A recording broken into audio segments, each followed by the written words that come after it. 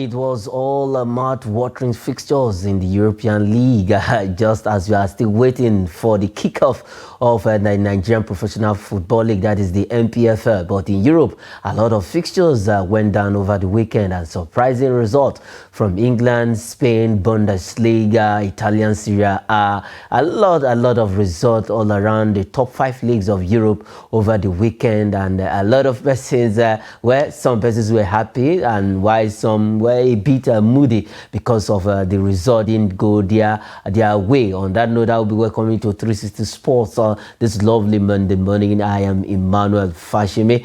Before we talk about the top 5 leagues of Europe, the results, and then how they are standing on the table, let's begin from the home front. Let's start from home, and let's start with the NFF. That is the body saddled with the responsibility of managing football activities in Nigeria.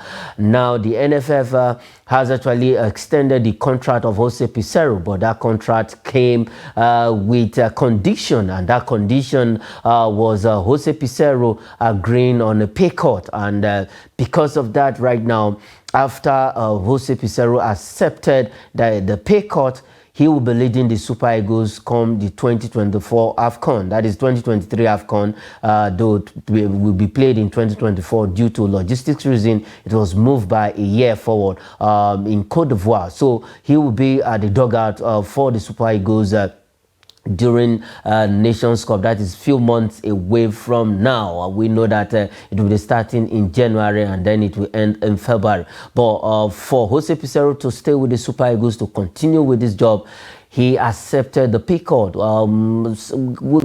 We got some feelers that Jose Peseiro is receiving a mouth-watering, in fact, a staggering monthly take-home of $70,000, making him one of the highest-paid coaches in Africa. But with that, looking at all of this put together, Jose Peseiro accepted the pay cut, and the body language of Jose Peseiro, he wants to work with the Super Eagles. He wants to remain with the team. He wants to achieve something with the Super Eagles and probably maybe win the AFCON title for the 4th time for the Super Eagles and for Nigeria. So he accepted the pay cut after negotiation during the weekend, and now he has been saddled with the responsibility of staying with the team come Nations Cup, and then he will be at the dugout come this weekend when we will be playing Sao Tome and Principe. But we'll talk about that very soon. But looking at all of these, Jose Peseiro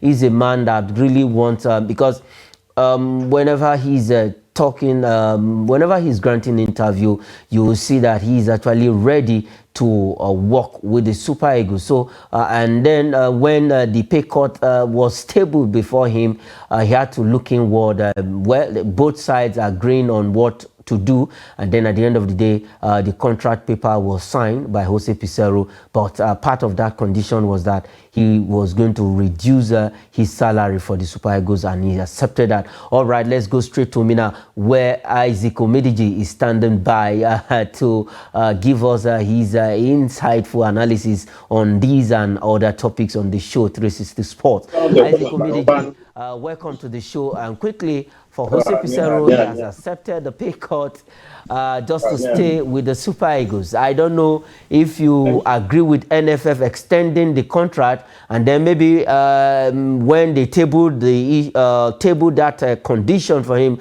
that you are going to cut down your salary, and he accepted it. So I don't know, what's your take on all of this, NFF and Jose Peseiro? Well, good morning, Manuel. Thank you for having me again this beautiful morning. Also, Peseiro doesn't have a choice. That's what I wanted. I know. Is he having another job? No. Is he going to get another job as lucrative as that of the Super Eagles? I don't think so. And he hasn't achieved anything that will make him have a bargaining power on the contract. So it is what the NFF wants to pay that they will pay. And thank God he has taken a pay cut, because £70,000 a month is staggering. Very, very staggering for a coach that hasn't performed well. So for the fact that if even reached an agreement is good. For the fact that we'll not be having another interim coach against Sao Tome and Principe is also good. Let's see what he will continue to achieve as a coach and the coach of Super Eagles of Nigeria. But as it stands now, he needs to prove a lot to a lot of people. He needs to let people know that he's the manager that can do the best for the Super Eagles. If not, it will be difficult for him to get a contract extension. Yes, it will be difficult for him to get a contract extension. Now, I don't. These issues of coaches with the Super Eagles and NFF, it's something that it's worrisome. Now, for Jose Peseiro, if you look at the stats, his stats are not too good. Out of the number of matches he has played with the he has coached the Super Eagles, managing, I think, 7 wins in all of them, and then we'll have more losses under Jose Peseiro than the number of wins with the team. Now, do you think Jose Peseiro have what it takes to lead the Super Eagles side to glory come the AFCON next year?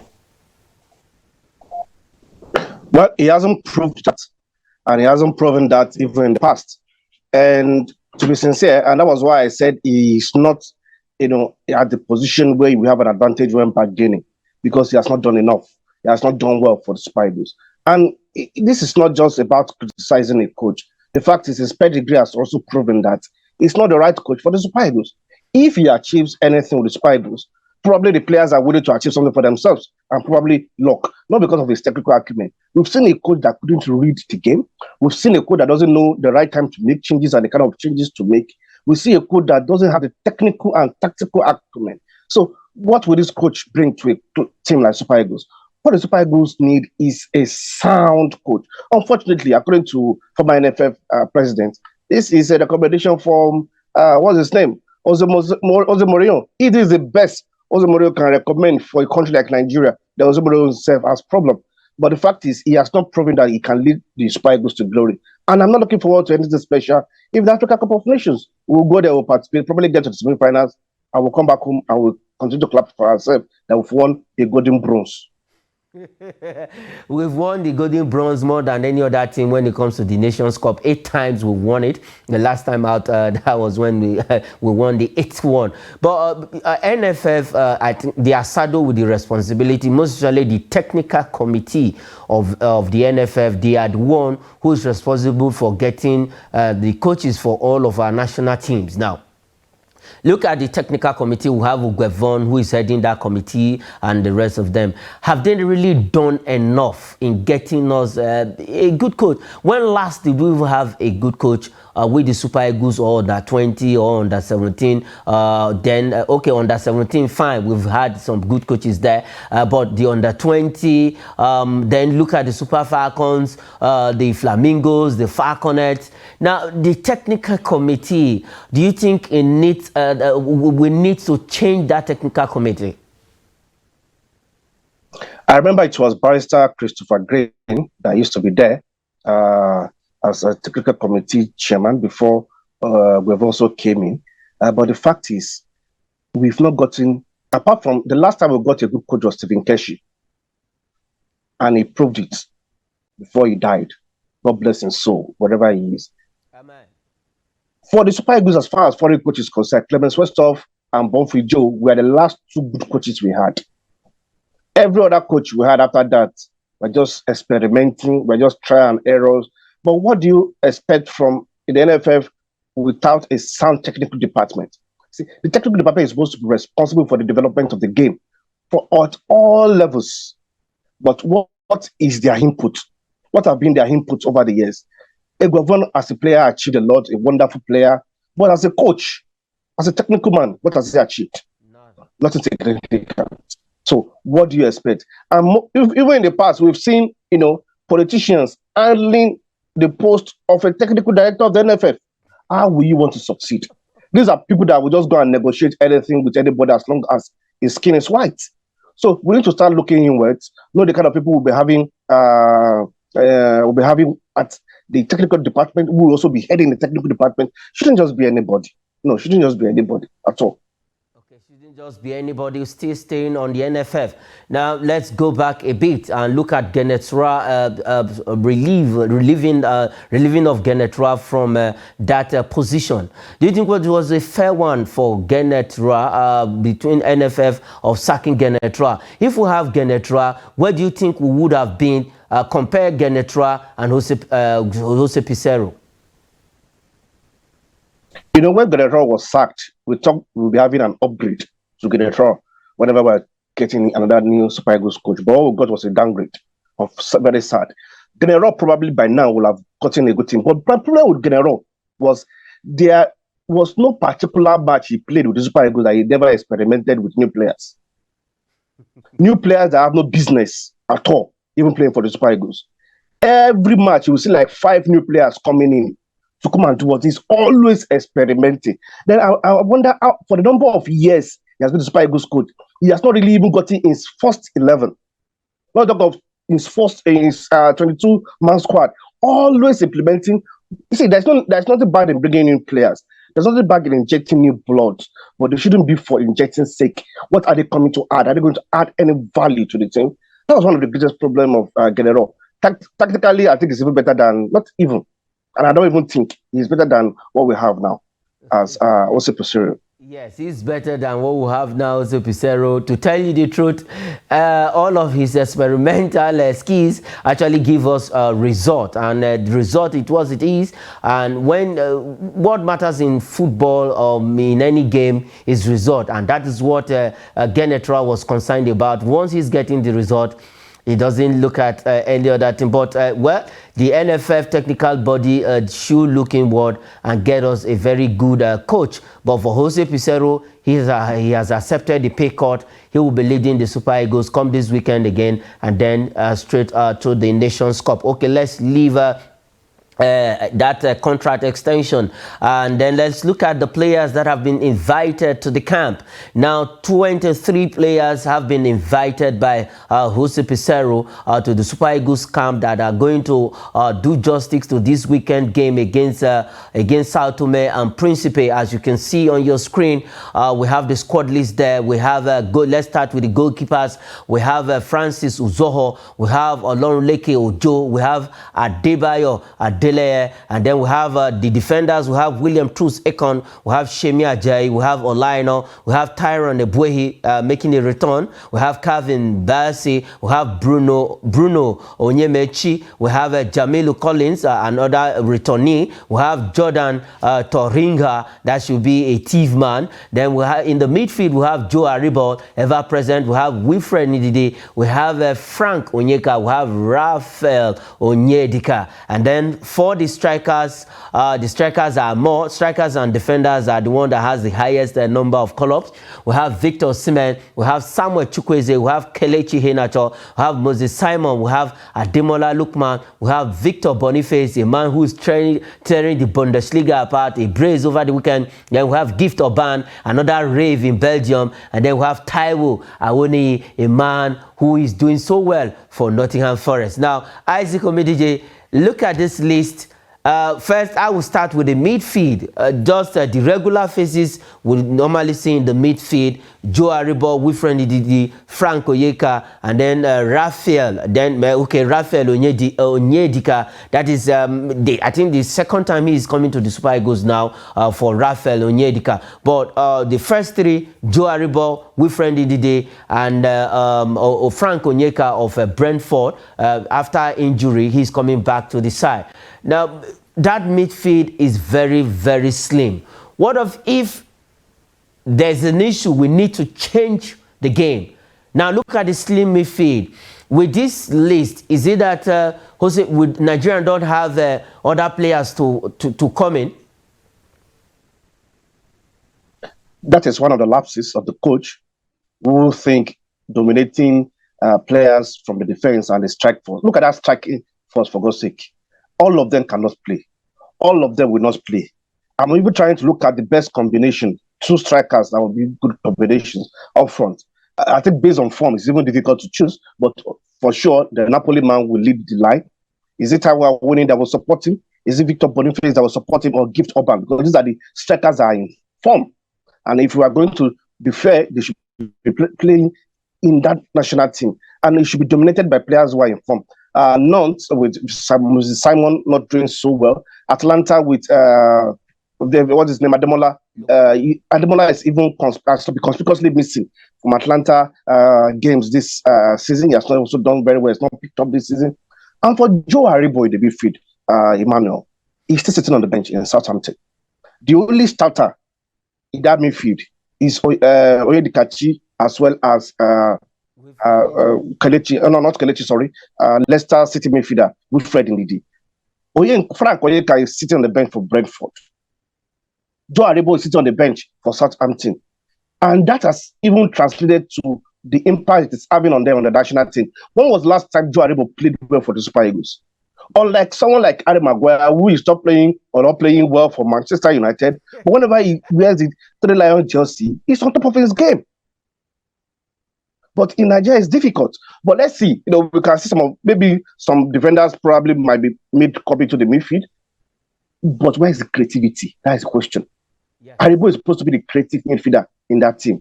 Where is the creativity? Or every other midfielder, they are all defensive midfielders. So where is the creativity? How will the strikers get goals? Are we going to rely on the wings where Victor Simon and Samuel Chukwueze can be enormously selfish? There is lapses in that team structurally. There is lapses because we have more of that. Okay, let's go to the goalkeeping department before we talk a little bit of the midfield and then defense before we leave the story. Now, look at the goalkeeping department. Francis Uzoho is coming back. We've forgotten Maduka Okoye. Then we have this Enyiba man there, Olorunleke Ojo, and then Adebayo Adeleye from Israel. Now, if you are given the chance, out of these three goalkeepers, who will be your first choice? No doubt, Adebayo Adeleye will continue in goal. He kept the last games for the Super Eagles. Let him continue. He is better than Francis Uzoho. And, Olorunleke Ojo need also to prove himself. He's a good goalkeeper for Enyimba, and he has done a lot of things good for himself in the league. So he's one of those players that I'm not really bothered that they were invited because he deserved the call-up. But for the first choice to be Adebayo Adeleye, Apoel Jerusalem in Israel, he has been doing very well. He was confident in his first game for the Super Eagles. Yes, he was a bit jittery in the initial stages, but he got himself. I trust him more than Francis Uzoho. And you mentioned Maduka Okoye. Maduka Okoye has never been impressive for the Super Eagles. Now, we are not doing a beauty pageant for men in the Super Eagles. This is serious business. And Maduka has moved from Watford to Udinese in the Italian Serie A, not as a first choice, still as a backup. So unless all these other goalkeepers we are talking about are first choices in their teams.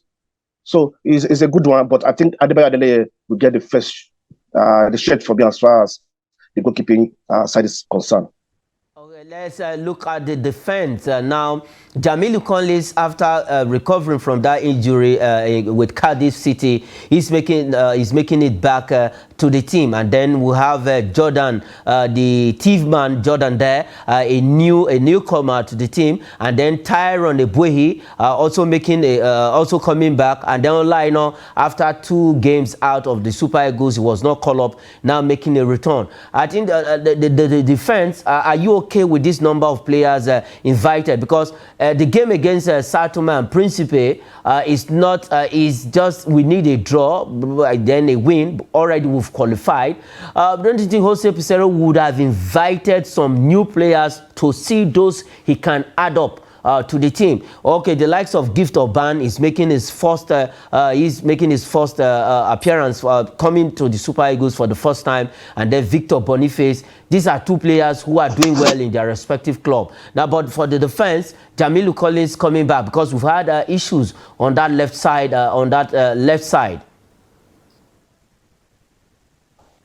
Well, I think the fact that Jordan Torreira has been invited is a new lad. He was eligible to play for Germany, but when he realized that will not happen, he decided to switch allegiance and play for Nigeria. Because I'm very sure if you had gotten the opportunity to play for Germany, you will not remember the Super Eagles of Nigeria. So the fact that the game against Sao Tome is a dead rubber one, I don't see much wrong in experimenting with some new players. As far as I'm concerned, Tyrone Ebuehi, Jamilu Collins are still new players, because they are coming back into the team after a long time. So let's see what they can offer again. Semi Ajayi, I think, is the longest serving defender, apart from Trust Ekong in that particular defense. And for Calvin Bassey, he has not been, so sure of himself. He has not been, he's not someone you can put your trust in 100%. Can be rash. His indecision can be so costly at times. So let's see what Jamil Collins can bring to that defense line again. Remember when he was playing for the Super Eagles? He's one of those persons you can rely on at any time, any day. And you remember that Seydou Sanusi now is not even invited at all. So let's see what what's his name, Jamil Collins can do. Let's see what Kabibazu, and for Jordan, let's see what he can do. In fact, in the strike force, if I'm to even be also Peseiro, I will put Orban and Boniface straight into the fray, because this is a dead rubber game. These are guys that are hot in their club size. Let's see if they can be confident enough to do well for the Super Eagles. Don't put them on the bench and we'll not see what they can do for the Super Eagles. Yes, we want to see what they can do for the Super Eagles. As you can see on your screen right now, that the Super Eagles are training. But good one, that game will be coming up this weekend right there at the Goswill International Stadium in New York. And I urge every Nigerian to actually go from Abuja, wherever you are in Nigeria, in the 30 states of the country. Just find your way to you and enjoy some glimpses of the Super Eagles, how they are going to tear apart Sao Tome and Principe. I think it's going to be a good game, and for Jose Peseiro, let him start with the new players, the new invitees. Let's see what they can offer for the Super Eagles, and let us have our regular starters, our first 11, and then the second 11. Whenever this team first 11 is not playing, you already know that the second 11 will be doing that justice. We want to see the Super Eagles return back to that glory days, the 94, 96, and then 90, 98, and then early 2000s. That was when Super Eagles was Super Eagles, and then in 2013 we actually conquered Africa under the later Stephen Keshi. I still remember that goal from Sunday Uba in the final against Burkina Faso. But good one, the Super Eagles are gradually coming back to where they used to be. But the NFF needs to get it right. The technical committee, wake up and give us the best, and that is what we want. Football is one sport in Nigeria that everybody loves. Okay, let's leave the Super Eagles story and the list and go straight to Europe. I know Isaac Omidiji, you are itching to say something about your team, but we are going to start with the EPL.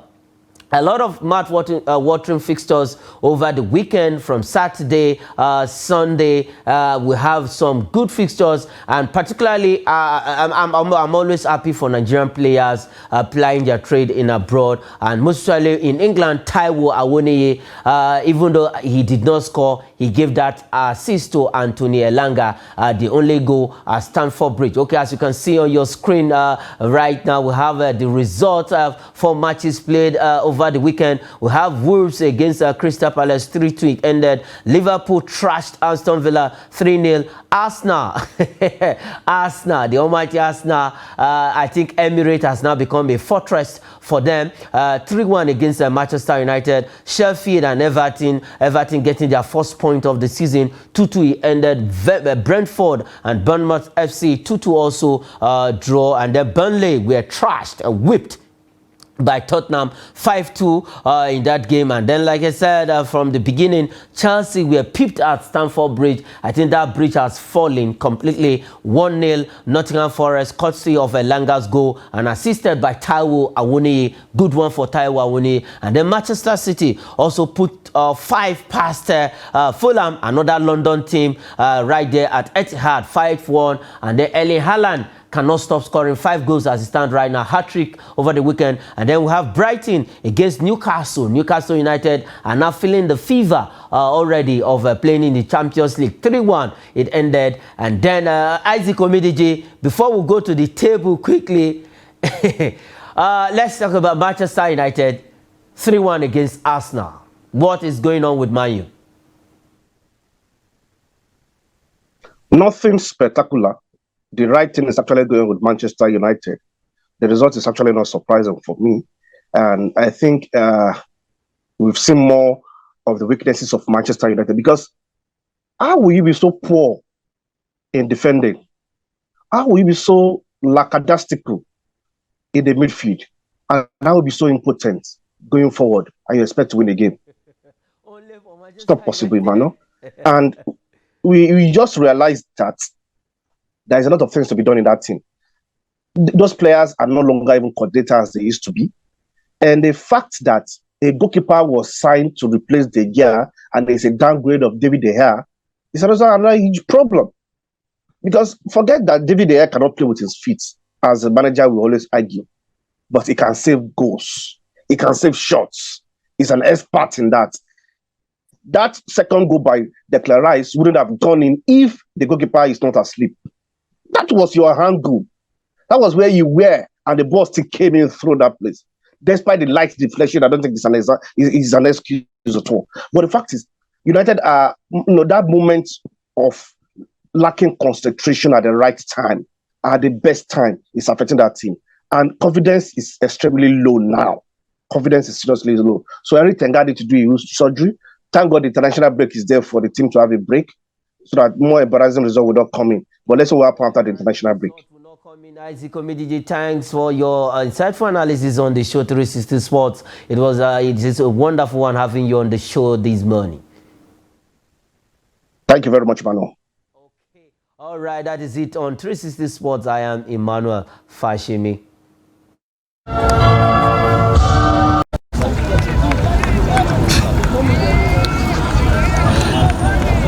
If the exchange was is 1-1, it's not back.